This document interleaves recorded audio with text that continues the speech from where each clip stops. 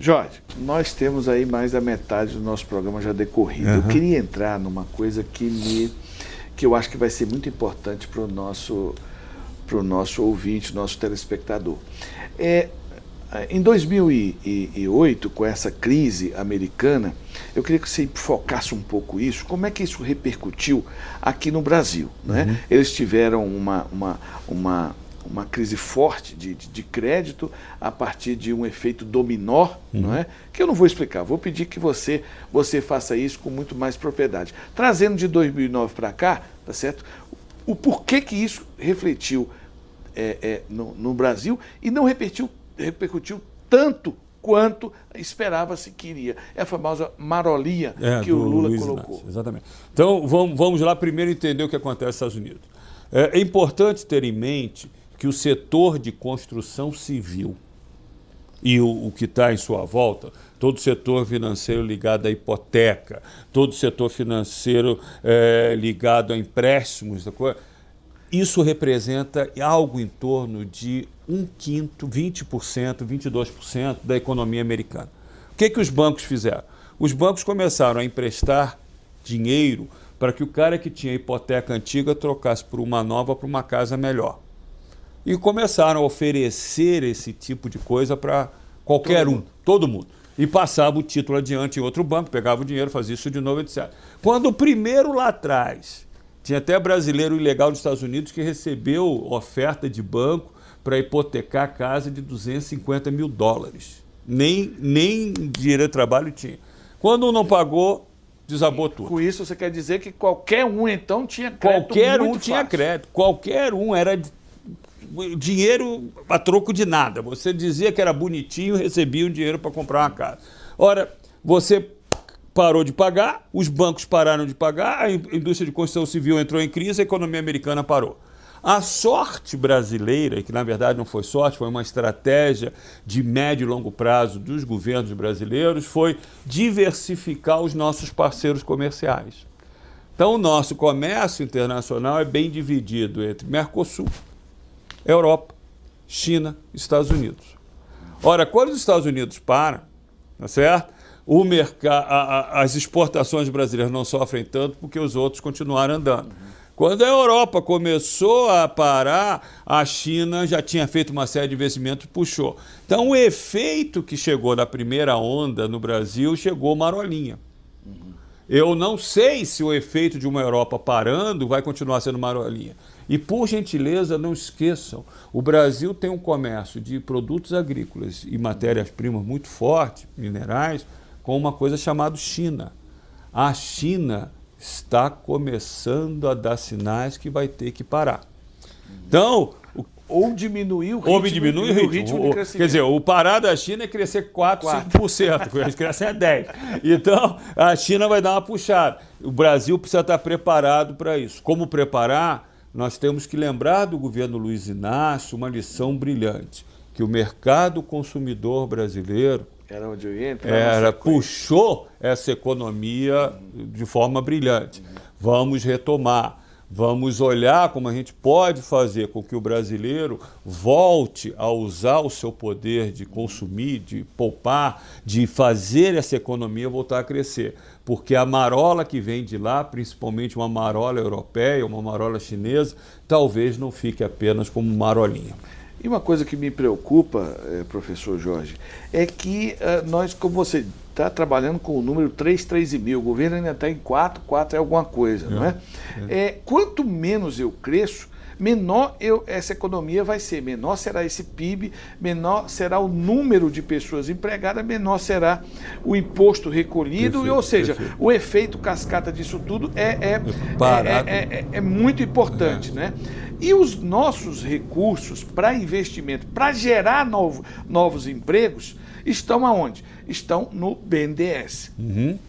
E aí é onde eu queria que você aproveitasse um pouquinho que nós temos de tempo ainda para explicar se é só uma questão de política de governo você ter uma quantidade muito pequena de empresas, normalmente monopólios, cartéis, que usufruem de um montante maior do que 70% desses recursos.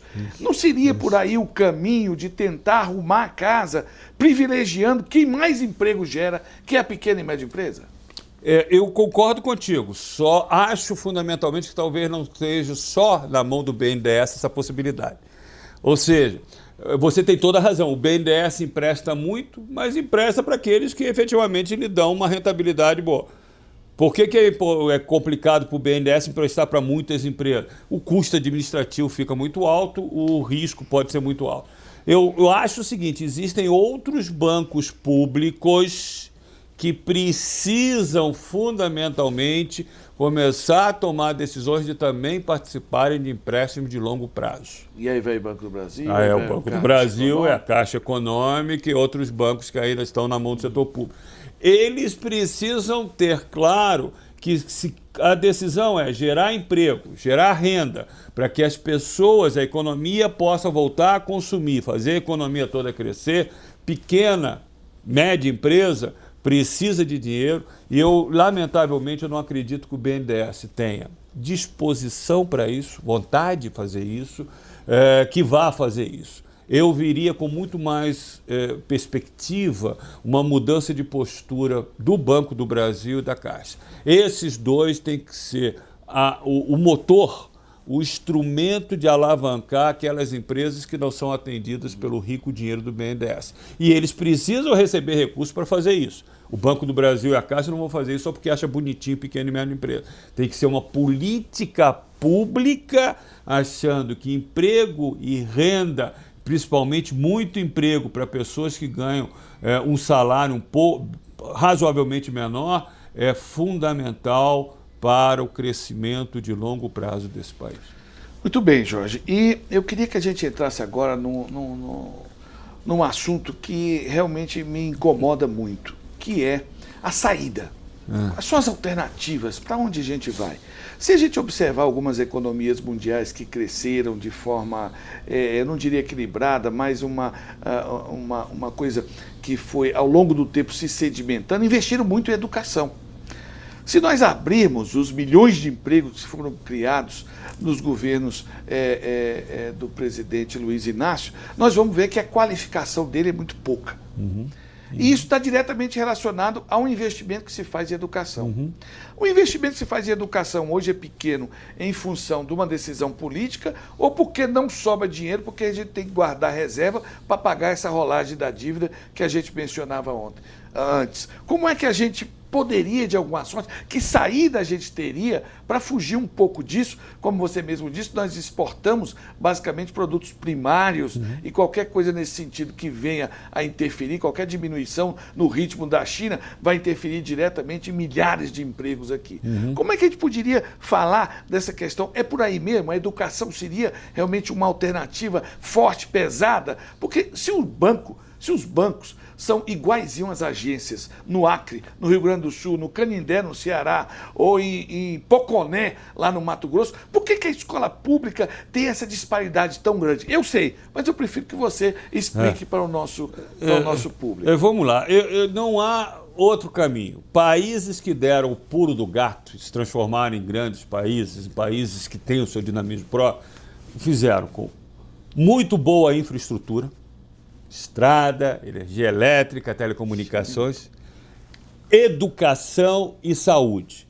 O grande problema brasileiro é que acham que educação precisa ser só para o básico, para o cara saber ler, escrever e assinar seu nome.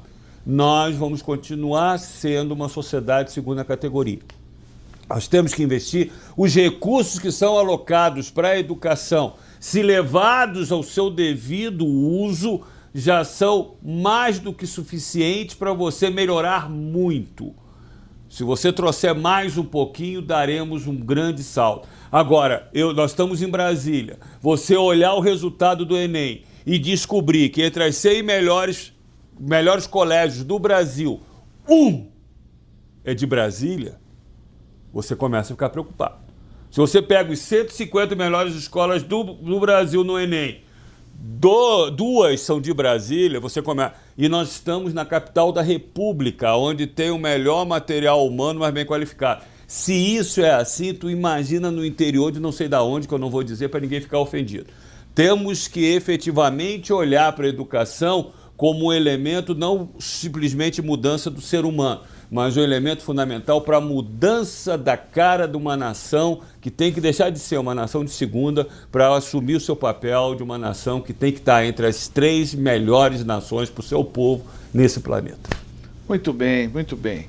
Jorge, infelizmente o nosso tempo acabou. Eu espero poder contar com você aqui em outras oportunidades, porque eu não consegui chegar no terceiro item da pauta que eu queria conversar com você. Você realmente é de uma capacidade de transferir esse conhecimento seu de uma forma muito simples e muito objetiva. Mas eu quero deixar um recado aqui, para finalizar, que se nós não investirmos nas nossas universidades, se nós não investirmos na criação de empregos tecnológicos, nós vamos continuar, como eu presenciei, uma indústria de ônibus vir aqui no Brasil e dizer: nós temos a melhor caixa de transmissão, nós temos as baterias para ser um misto de diesel com elétrico e coisa de primeiro mundo e tecnologia de ponta. Eu digo, tá bom, e o que nós vamos ou transferir ou produzir aqui no Brasil? A carroceria.